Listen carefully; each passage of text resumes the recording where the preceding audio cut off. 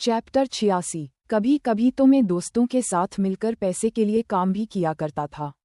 ये सुनकर सिया की आंखें लगभग बाहर निकल आई और उसे जवाब देने में एक पल लगा। मिस्टर शेखावत, आपको देखकर लगता नहीं है क्या आप ऐसे भी होंगे।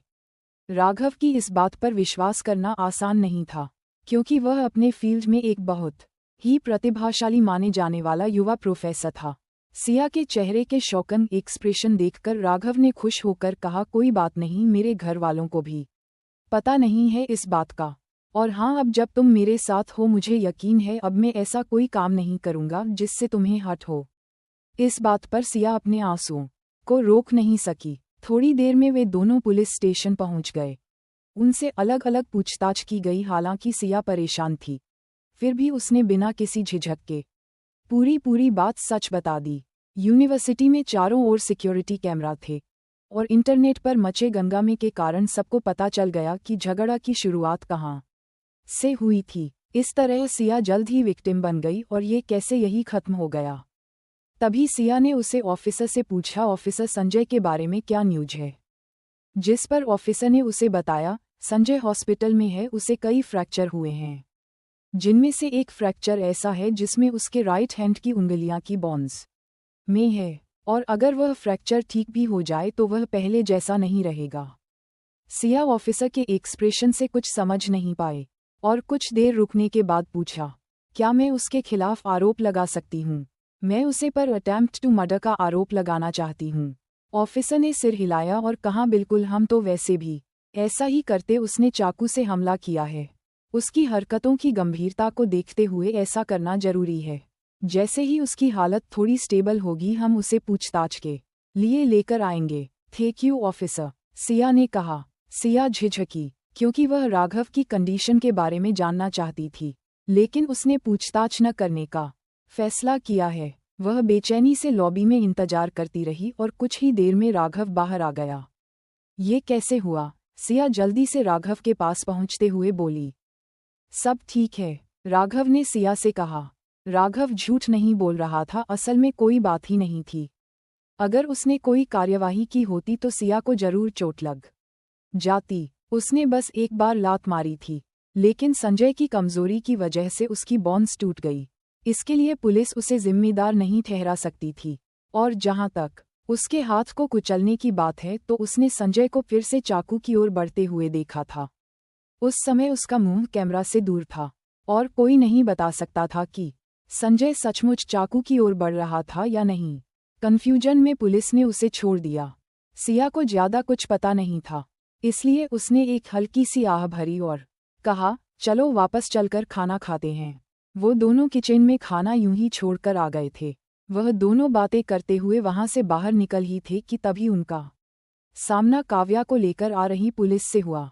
काव्या को बहुत पहले ही कस्टडी में ले लिया जाना चाहिए था, लेकिन उसकी कंडीशन की वजह से अब तक इसमें देरी हो रही थी। हॉस्पिटल ने अभी अभी उसे डिस्चार्ज किया था, जिस वजह से पुलिस सीधा उसे यहाँ लेकर आ रही थे।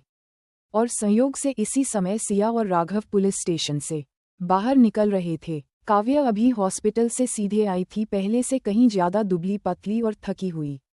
बाल बिखरे हुए थे। आज वो उस गुरूर में नहीं थी जिसमें वह पहले कभी रहा करती थी। सिया और राघव को देखकर वह रुक गई, फिर उसकी आंखें नफरत से भर गई। उसने कहा, सब तुम्हारी गलती है, तुम्हारी वजह से मुझे ऐसा बनना पड़ा। क्या अब तुम खुश हो? मुझे कभी तुम्हारे साथ नरमी से पेश आना ही नहीं चाहिए था, बल्कि मुझे तुम्हें जेल में ही मरवा देना चाहिए था। इस पॉइंट पर आकर काव्या ने अब अपना असली चेहरा नहीं छुपाया। उसका चेहरा नफरत और घृणा से भरा हुआ था। वह सचमुच सिया से बेहद नफरत करती थी। वह हमेशा से ही मल्होत्रा परिवार की बेटी थी, लेकिन फिर सिया आ गई और सब कुछ बर्बाद कर दिया। वह कोई अमीर परिवार की बेटी नहीं थी, बल्कि एक जुआरी मोहन और घर घर जाकर काम करने वाली कीर्ति की बेटी थी। हालांकि मल्होत्रा परिवार ने उसे अपने साथ रख लिया था, फिर भी वह डर रही थी कहीं एक दिन उसे मल्होत्रा परिवार बाहर न निकाल दे। इसलिए उसने हमेशा के लिए सिया को दूर धकेल दिया था और बार बार ऐसे काम किया करती थी जिससे सभी मल्होत्रा परिवार के लोग सिया को नीची नजरों से देखते थे। इस हद तक जाने के बाद भी वह अक्सर बेचैन रहा करती थी, क्योंकि खून पानी से भी ज्यादा गाढ़ा होता है। क्या होगा अगर मल्होत्रा परिवार को एक दिन गिल्ट फील हो गया तो? ये सिर्फ उसकी चिंता नहीं थी बल्कि समय के साथ यह हकीकत भी बनती जा रही थी। मल्होत्रा परिवार अब सिया के प्रति पहले जैसा कोल्ड नहीं था और उसे लगा कि अगर यह जारी रहा तो सिया उससे सब कुछ छीन लेगी। इसके अलावा सिया के गेट उससे कहीं ज्यादा अच्छे थे जिसे वह बर्दाश्त नहीं कर सकी। उसने हायर एजुकेशन ली थी जबकि सिया मुश्किल से ही स्कूल जा पाई थी। फिर भी सिया ने एग्जाम में उससे कहीं ज्यादा अच्छा किया था। अगर मल्होत्रा परिवार ने मुंबई यूनिवर्सिटी को चैरिटी न की होती तो शायद वह एक शायद कॉलेज भी नहीं जा पाती। फिर सिया तो वहाँ टॉप स्टूडेंट थी, जिसे देख काव्या की नाराजगी और डर बढ़ता ही जा रहा था। जब उसने किसी को अपनी कार से मार दिया तो उसे डर लग रहा था, लेकिन कुछ पल बाद उसे ये सिया से मुक्ति पाने का बेटर ऑप्शन लगा। और कबीर ने ठीक वैसा ही किया जैसा काव्या चाहती थी। वह पहले से ही जानती थी सिया जेल में क्या बर्दाश्त कर रही थी, फिर भी वो उसे सबसे छुपाती रही और एंजॉय कर रही थी। तो क्या हुआ अगर सिया उनकी बायोलॉजिकल बेटी थी? लास्ट में बिना किसी ब्लड रिलेशन के भी काव्या को ही उन्होंने वैल्यू दी थी। ये सोचकर वो हर दिन सेलिब्रेट करती रही, लेकिन उसे यह नहीं पता था कि सिया जेल से बाहर निकलकर उसके हर एक किए काम का बड़ा चुन चुनकर बदला लेगी। काव्या ने कड़वाहट से कहा, मुझे तुम्हें जेल में मार देना चाहिए था।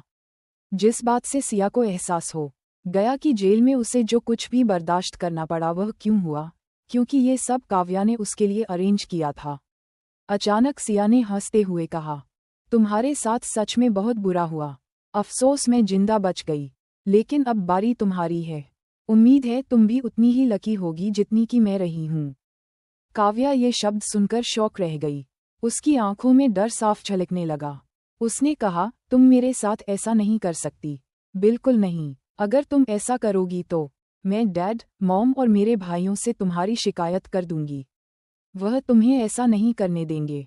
इस कंडीशन में भी मल्होत्रा परिवार के बारे में उसकी बातें सुनकर सिया मजाक उड़ाते हुए बोली, क्या तुम्हें सच में लगता है कि अब भी वो तुम्हारा साथ देंगे? मैं भी एक्साइटेड हूँ ये देखने के लिए कि जब उन्हें पता चलेगा कि यह सब तुमने किया है तो उनके चेहरे कैसे होंगे। सिया ने एक प्राइवेट डिटेक्टिव को हायर करके काव्या की साजिशों के खिलाफ डॉन सबूत इकट्ठे कर लिए थे। हालांकि उसने ये जानकारी अभी मल्होत्रा परिवार को नहीं बताई थी, क्योंकि उसे लगता था कि यह जरूरी नहीं है, लेकिन अब उन्हें बताने का सही समय आ गया था। इसी जानलेवा मंजर का उसने काफी समय से इंतजार किया था। सिया के बोर्ड्स को सुनकर काव्या चीखती हुई बोली, तुम्हारी हिम्मत कैसे हुई? हालांकि कमजोरी के कारण आगे वह जो भी बोली वह किसी को सुनाई नहीं दिया। सिया भी उसे इग्नोर करके राघव के साथ चली गई। उसके जाने के बाद भी काव्या लगातार बड़बड़ाती रही और इस समय राघव ने पीछे मुड़कर उसे अपनी ठंडी निगाहों से देखा, मानो किसी मरे हुए इंसान को देख रहा हो। इस पल में काव्या डर गई। वह हमेशा से ही राघव को एक जेंटलमैन के रूप में देखा करती थी, लेकिन अब उसके चारों ओर का एनवायरनमेंट बेहद ठंडा था और उसका उस राघव से कोई लेना देना नहीं था जिसे वह जानती थी। हालांकि शक्ल एक जैसी थी। कार में बैठते ही राघव अचानक बोला, क्या उसे इतनी आसानी से छोड़ दोगी? राघव बेवकूफ नहीं था। काव्या की कमेंट से उसने बहुत कुछ सीख लिया था और अब वह काव्या को 3rd डिग्री टॉर्चर देना चाहता था। सिया ने अपना सिर हिलाते हुए शांति से कहा, जो कुछ उसके साथ हो रहा है उसी में बर्दाश्त नहीं कर सकती। क्या कुछ दिनों में उसकी कोर्ट हियरिंग नहीं है?